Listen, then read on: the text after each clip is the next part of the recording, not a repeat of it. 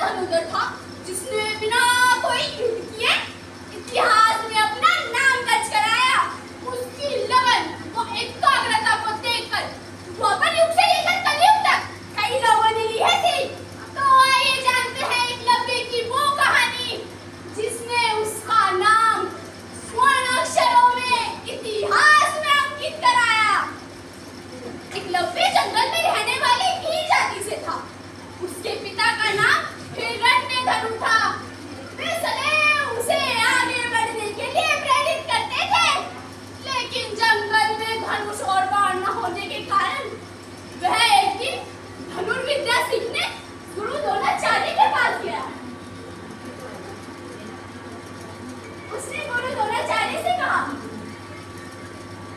गुरुदेव, आप मुझे धनुर्विद्या सिखाने की कृपा करें। गुरु द्रोणाचार्य पर जैसे कोई संकट आ गया, क्योंकि उन्होंने भीष्म पितामह से वादा किया था कि वह केवल राजकुमारों को ही धनुर्विद्या सिखाएंगे और एकलव्य कोई राजकुमार नहीं था। गुरु द्रोणाचार्य ने एकलव्य से कहा, मैं तुम्हें धनुर्विद्या नहीं सिखा सकता।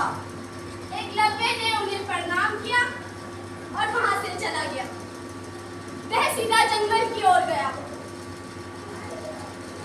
उसने वहां जाकर गुरु द्रोणाचार्य की मूर्ति बनाई।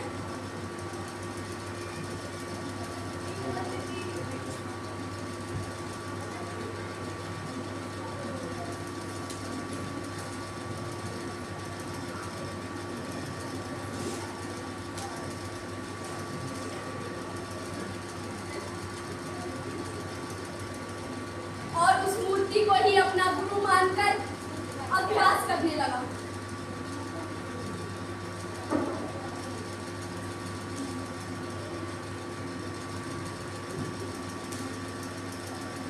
एक दिन गुरु द्रोणाचार्य कौरवों और पांडवों के साथ जंगल में युद्ध के अभ्यास के लिए पहुंचे।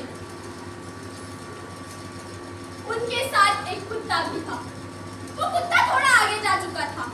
वो कुत्ता एकलव्य के पास पहुंचा। वह कुत्ता एकलव्य को देखकर भौंकने लगा। एकलव्य ने बिना उसे नुकसान पहुंचाए उसमें तीर चला दिए। उसका भौंकना बंद हो गया। वह कुत्ता गुरु द्रोणाचार्य के पास पहुंचा। सब ये देखकर चकित रह गए। उनके शिष्य अर्जुन ने कहा, गुरुदेव, ये कैसे संभव है? आपने तो कहा था मेरी बराबरी कोई नहीं कर सकता। तो ये कौन सी विद्या है जो मुझे नहीं आती? गुरु द्रोणाचार्य एकलव्य के पास पहुंचे।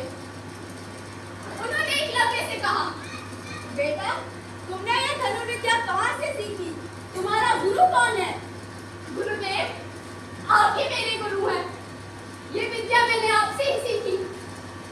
तुमने मेरी मूर्ति से विद्या सीख तो ली, परंतु मेरी दक्षिणा कहाँ है? गुरुदेव, जो आप मांगे, तो अपने दाहिने हाथ का अंगूठा काट के मुझे दो। एकलव्य ने बिना कुछ सोचे समझे उस